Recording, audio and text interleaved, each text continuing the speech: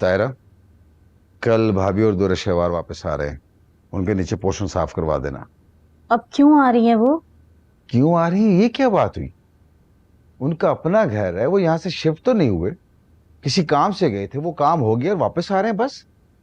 इसका मतलब है अब फिर उसकी मनहूस शक्ल देखनी पड़ेगी।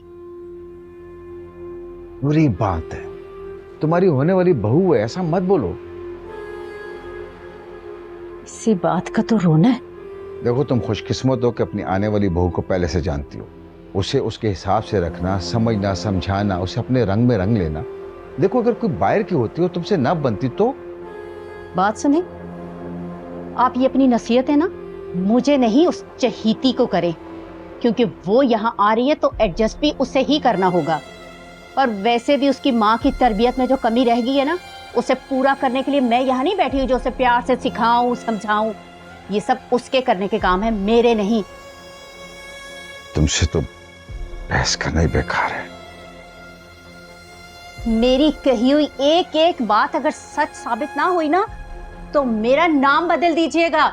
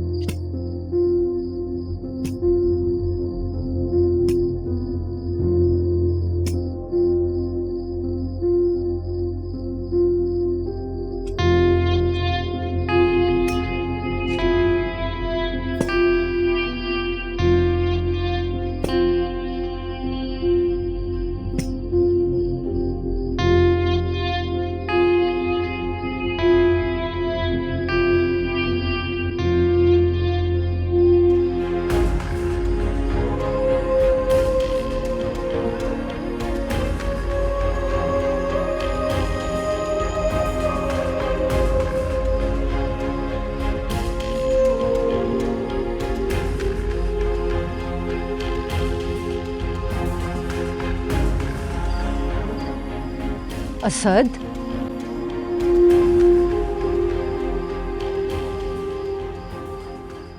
असद, मैं तुमसे कुछ कहना चाहती हूँ।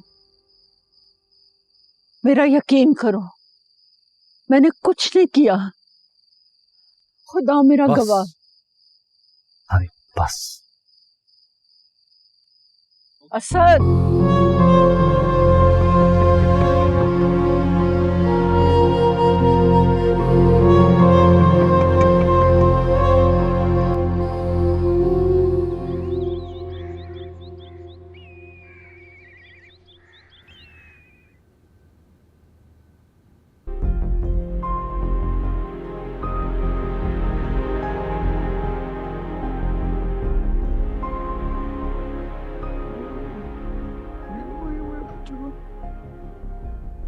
ये देखो, मुझे आए हुए अभी सिर्फ एक ही दिन हुआ है, लेकिन हमारी दोस्ती पक्की हो चुकी है। इसे कहते हैं अपना खून। मेरा बेटा,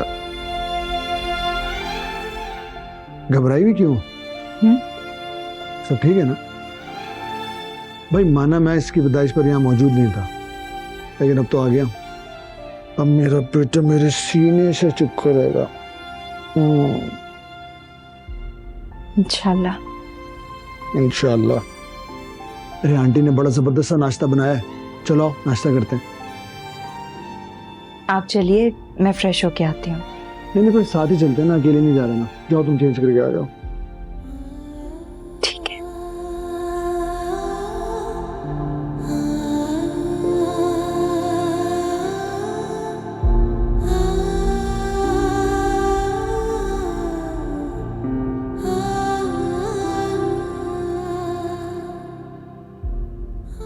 मैं इतना बड़ा धोखा दे रही हूँ, या अल्लाह मुझे माफ कर देना।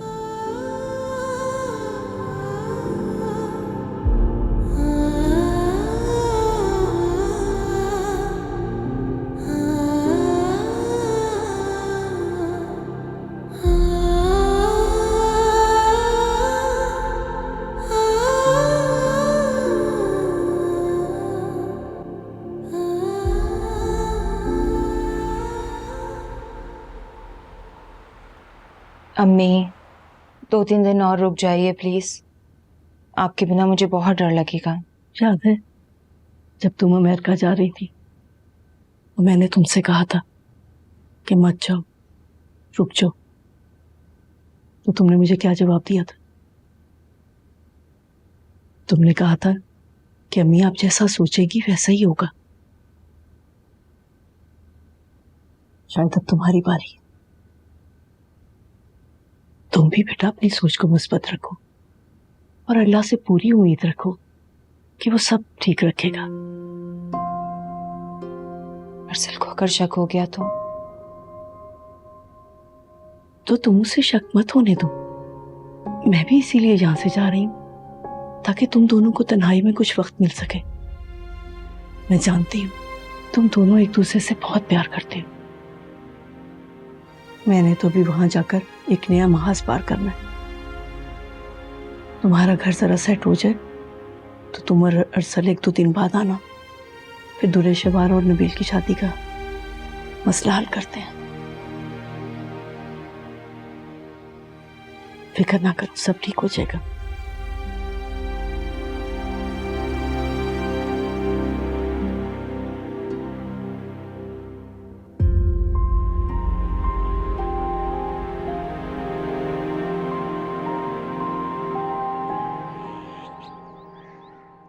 कैसा?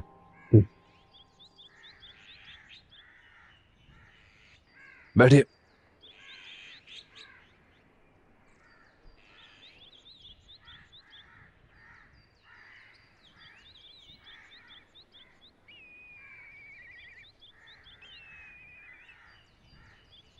बोलिए। असद माफ करना, इलेक्शन की तैयारी में मसरूफ हूँ इसलिए तुम्हारी बीवी के जनाजे में नहीं आ सका, लेकिन यकीन जानो बहुत अफसोस हुआ। अल्लाह उसकी मग़फ़िरत करे। आमीन। फिर अब आगे का क्या इरादा? क्या मतलब? हमें तो यही पता चला है कि अब तुम बाप नहीं बन सकते और वारिस अब इस दुनिया में तुम्हारा कोई आएगा नहीं। इतनी बड़ी जागीर का क्या करोगे तुम? तुम्हारी ये हिम्मत कैसे हुई मुझसे ऐसे बात करने की? ये मत भूलो कि तुम मेरे घर में हो। अपना ये गुस्सा काबू में रखो। और वैसे भी तुम्हारी ये बात अब इस हवेली से निकल के हमारे घरों तक जा पहुंची है, और वैसे भी तुम्हारे चिल्लाने से तुम्हारी खामी खूबी में नहीं बदल जाएगी। इसी वक्त यहां से दफा हो जाओ। निकलो यहां से, निकलो।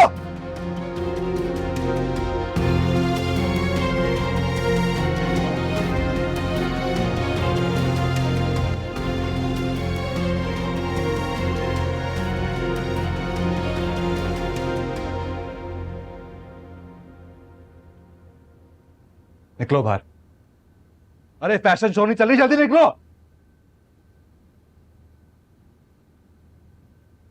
ये सब कुछ आपने किया है ना? कि जो बाहर गांव वाले बकवास करते फिर रहे हैं, आपने बताया उनको मेरे बारे में ना? दिमाग ठीक है तुम्हारा? भला मैं क्यों ऐसा करूंगी? अपने घर की इज्जत को मैं रुस्वा करूंगी? असद, तुम मेरे इकलौते और लाडले पोते हो। मैं तुम्हारे साथ ऐसा करने का सोच भी नहीं सकती। वाह दादी वाह, पूरे गांव और समाज के सामने मुझे जलील करने के बाद आप मेरे साथ ड्रामा कर रही हैं। बस असद, बहुत हो गया। मेरे प्यार और खुलूस का तुम नाजायज फायदा मत उठाओ, वरना और ना क्या घर से निकालेंगी? सब कुछ तो आप छीन चुकी हैं, तो ये भी कर देख लें। लेकिन भूलिए मत दादी, ये सब कुछ मेरा है और मैं किसी और के हाथ नहीं लगने दूंगा, आपके भी नहीं।